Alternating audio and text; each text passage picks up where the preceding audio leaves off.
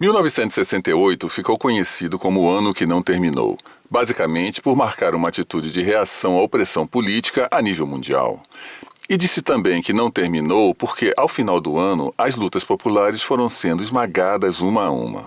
Skrve Kajinovi, po slové noci, která dozad bodá dýku, tak vás tu máme, bratři, vnuci Stalinovi, však ne tak jako včera, dnes už bez šeříků. Ao falarmos da situação no Brasil, não podemos deixar de mencionar o que vinha acontecendo na Europa, principalmente na França e também nos Estados Unidos. Vamos apresentar uma sequência de acontecimentos que irão dar uma boa ideia do que foi 1968, ano em que surgiu no Brasil o que se chamou de cinema marginal. Em janeiro, na antiga Tchecoslováquia, aconteceu o início da Primavera de Praga, marcada pela vitória nas eleições do ministro Alexander Dubček, que questionava a dominação exercida pela União Soviética ao país, num bloco político então denominado Cortina de Ferro, e que foi criado após a divisão da Europa após a Segunda Guerra Mundial. 8. dubna roku 1969, Alexander Dubček. Também em janeiro, os Vietcongues lançaram a ofensiva Tet contra os americanos durante o Ano Novo Vietnamita.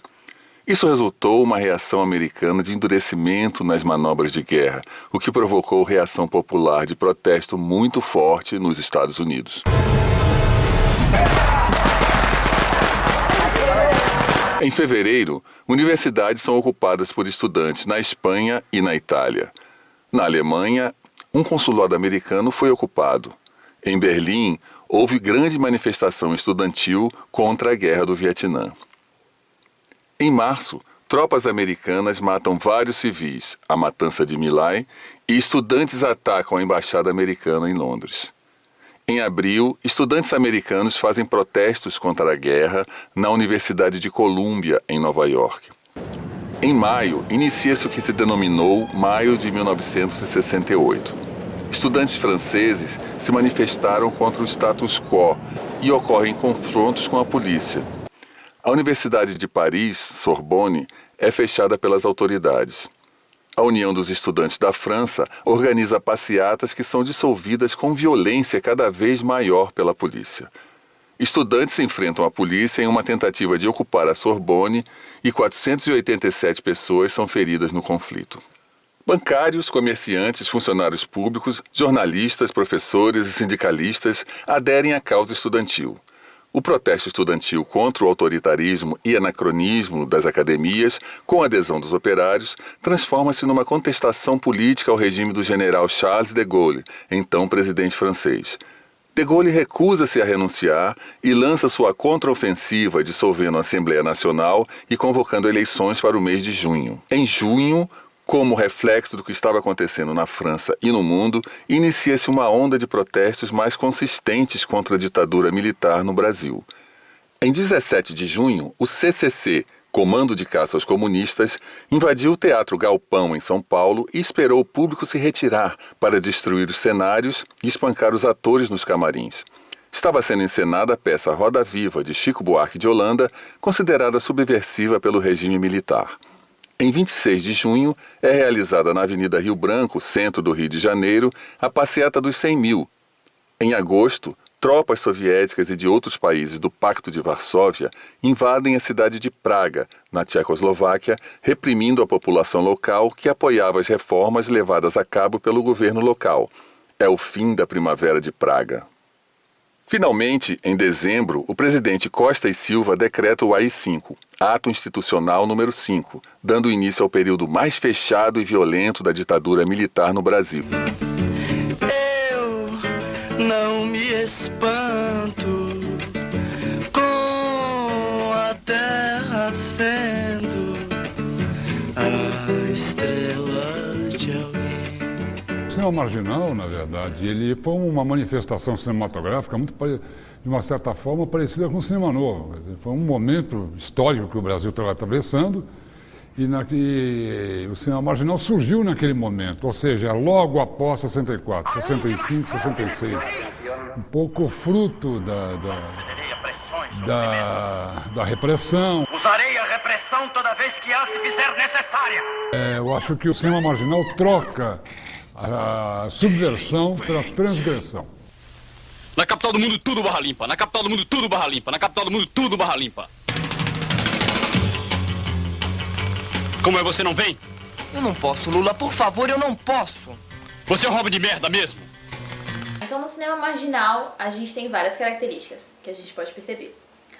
Por exemplo, eles tentavam, os cineastas desse período, eles tentavam rejeitar a estética comum àquela época e tentavam desconstruir tudo que já era muito montado e muito enquadrado. Então, eles tentavam escandalizar a sociedade, fazendo críticas a ela, usando muito palavrões, usando muito sexo, que não era comum nos filmes naquela época, para realmente escandalizar e fazer uma crítica da sociedade que estava muito centrada em realmente seguir padrões e seguir uma determinada estética.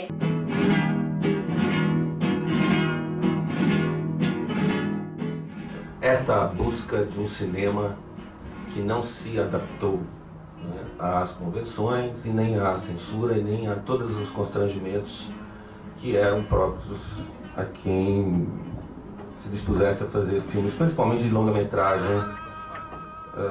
depois de dezembro de 68. Esta é uma hora de ação. Uma comissão estuda as origens das recentes desordens em nosso território e cidade. Então, os cineastas, eles se juntaram na época de 68, mais ou menos, e começaram a produzir filmes com esse foco, com esse sentido. Então, eles se basearam no filme de A Margem, que é de 1967, que aborda a vida de caminhoneiros e prostitutas. Então, com esse filme lançado, eles se uniram, alguns cineastas, e deram início ao movimento do cinema marginal. O que marca, essencialmente, esse começo do cinema foi uma tentativa de fazer um cinema eminentemente transgressivo, um cinema que substituiu, de uma certa maneira também, personagens sintagmáticos do cinema novo, como o operário, o homem do campo, o proletário, uma figura do marginal. Daí mesmo nasce o termo, né? A figura do anti-herói, a figura do personagem solitário, do personagem desajustado. Lula, esse cara tá dando o maior bode do ano, rapaz. Bode o quê, rapaz? O bandido da luz vermelha já disse. Quando a gente não pode fazer nada, a gente avacalha, pô. Avacalha e se esculhamba. Minha vida, meu futuro. Qual vida, rapaz? Qual futuro? O que é que você ainda está esperando? A ascensão das classes desprestigiadas, beijar a princesa encantada ou achar a lâmpada maravilhosa? Continue esperando, rapaz. Continue esperando que o trem chega, pô. Esse movimento também tentava passar a figura do anti-herói, esse herói que transgredia, desajustado, niilista, para contrapor os heróis românticos que se passavam na época. A existência desse herói desajustado, né? Não, pelo menos, se você pegar todos os grandes filmes daquela geração, tem sempre foco muito bem direcionado à questão desse herói nihilista, basicamente nihilista, quer dizer, um homem contra a sociedade, né? A começar, sei lá, do Bandido da Luz Vermelha. Eu acho que essa grande característica que define o nascimento, né, e a existência do cinema marginal. Ninguém sabe quantos assaltos, roubos, incêndios e atentados ao pudor ele já praticou. Com 26 anos e 26 mortes, ele foi condenado a 167 anos, 8 meses e 2 dias de prisão. Então a ideia de marginalidade é uma condição ao qual esse cinema foi condenado pelo regime militar de um lado, pela censura e por uma conjuntura histórico-política. Então é um pouco um nome que é meio reativo, né? Porque se você conversa com qualquer cineasta, o Bressani não gosta, o Tonati não gosta, o Rogério não gostava, essa ideia de que como se tivesse havido uma deliberada atitude de ser marginal, não é isso. Você não quer ser marginal, ninguém quer ser marginal, nem o próprio marginal mesmo na vida real. Nós estamos falando de cinema, de ideias, né? De circulação de bens culturais. O que a gente quer é existir e ter direito ao acesso à própria profissão. O terceiro mundo vai explodir! Quem tiver de sapato não sobra! Não pode sobrar, não pode sobrar! Você pode me prender! A solução pro Brasil é extermínio! É extermínio total! Agora É você poeira que eu vejo! na delegacia. O terceiro mundo vai explodir! Prende essa não, boçal! É o império da bolinha, da desordem e dos gangsters. Da prostituição em massa. Do tráfico de menores. Do crime industrializado e do comércio automobilístico. Uma cidade dentro de uma cidade. Um bairro criminal cheio de fome. E Cuba. A boca do lixo. A mais completa. A consagração de todas as Terceiro mundo vai explodir! Quem tiver de sapato não sobra! Não pode sobrar! Não pode! Existiram 3 filmes que foram bastante falados durante as nossas pesquisas no projeto, que fizeram parte do movimento do cinema marginal. 3 filmes. Um foi o Bang Bang, que foi de 1968. O outro filme foi Matou a Família e Foi ao Cinema, de 1969. E o outro filme foi O Bandido da Luz Vermelha, também, que foi de 69. O movimento durou muito pouco em si, ele durou uns 3, 4 anos, que logo no início dos anos 70, a maioria dos cineastas que fizeram parte tiveram que ser deportados por causa da ditadura, né? Ou então torturados ou presos, e aí o movimento ele não teve mais sustentação e veio ao fim.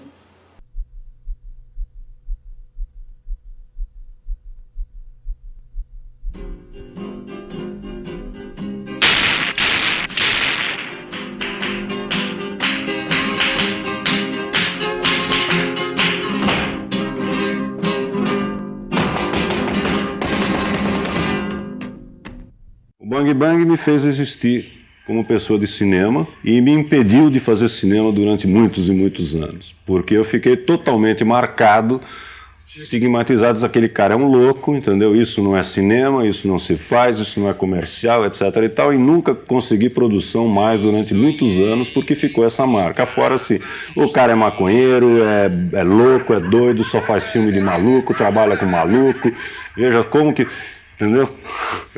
Essa foi a história. Ao mesmo tempo, se eu existo hoje, eu existo por esse filme.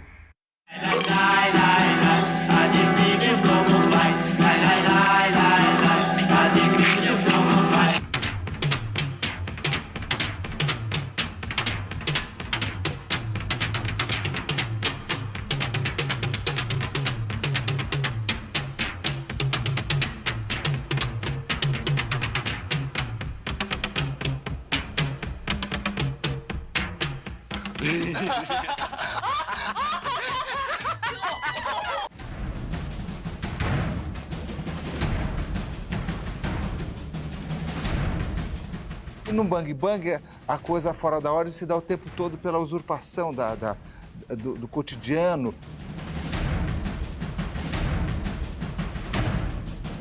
Havia era quase como uma palavra de ordem, né? Entendeu? Como de se buscar uma antiestética. Né? Quer dizer, no fundo,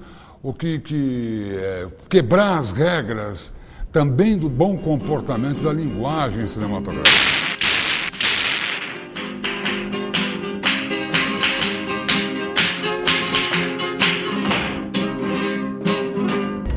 Alô Brasil, alô América do Sul, alô idiotas também, alô topeiras, cineastas frustrados de todo o país. Eu quero dizer pra vocês o seguinte, quem não entendeu até agora não vai entender nunca.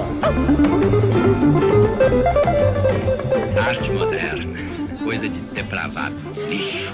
É o pior filme que eu já vi na minha vida! Um simples provocador, um gozador, ou então seria uma normal na procura da verdade? Sabe que eu acho que você é mentiroso, megalomaníaco, palhaço. O cinema brasileiro é todo um campo de batalha único. Uma explosão de ideias, tudo acontecendo ao mesmo tempo. O terceiro mundo vai explodir! Quem tiver de sapato não sobra! Não pode sobrar, não pode sobrar! Tudo tem limite, menos o cinema. Podemos dizer claramente que o cinema brasileiro está tão ruim que só pode melhorar. Porque pior é possível.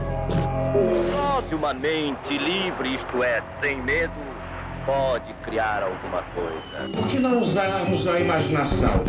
Essa é a matéria-prima do cinema. O brasileiro não pode, de forma alguma, abdicar da sua grande arma, que é a síntese da sua alma, que é a intuição. Não pode fazer nada, a gente avacalha. Avacalha e se esculhamba. Sou e continuarei sendo um experimentador. Se não entendeu, o problema é seu. O humor o diferencia de todos esses outros filmes que que estamos examinando. O bandido tem esse elemento que é extraordinário. Popular Flor do Bairro. O prefeito com essa mania de campanha de reconstrução nacional, embelezamento da metrópole, vai acabar com a boca do lixo. Outro dia quase que eu atropelei uma velhinha na Paulista. Desce que faz que vão passar e não passa. E na hora passa. Mas comigo é diferente. Se querem viver, tem que pular fora. Passa por cima, pode fazer um tapete. São todos os safados. Eu sei que eu tinha uma Bolex 16 e a gente inventou um motorzinho lá elétrico para rodar planos mais longos. Ele tinha uma violinha 16 para montar. E pronto, e fizeram e começamos a filmar. Agora, o heroísmo mesmo foi fazer um filminho sem nunca ter feito nada.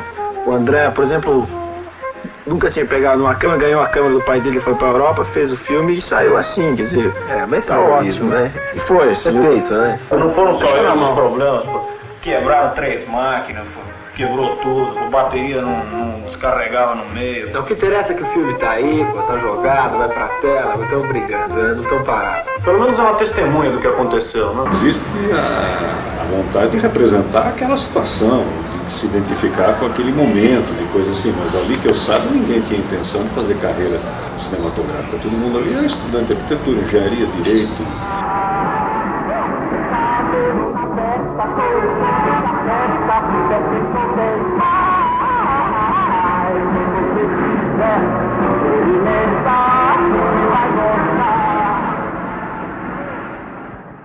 Coisas nossas, 52 primeira. Muita coisa foi feita literalmente marginalmente, coisas que foram apanhadas e usadas.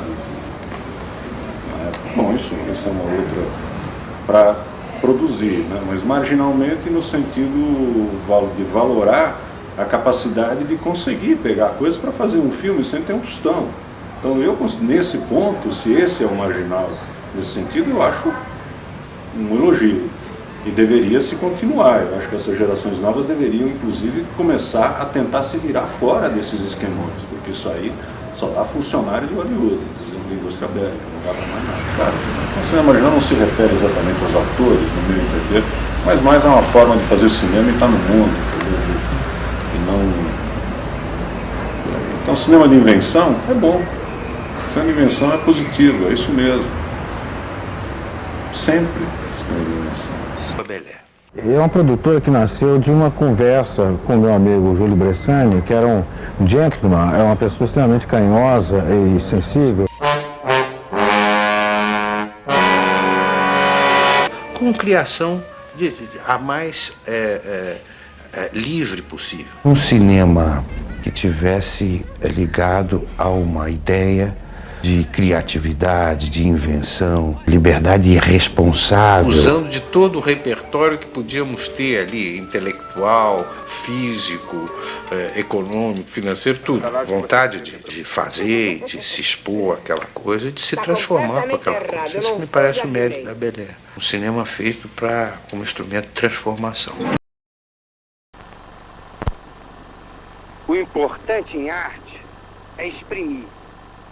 O que exprime não tem importância.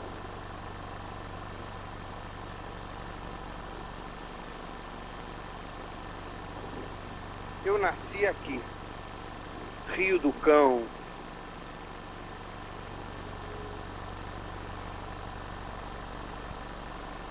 Tudo que eu fiz em cinema foi no sentido de me divertir, de ter e de dar prazer. E também um voraz apetite por obstáculos.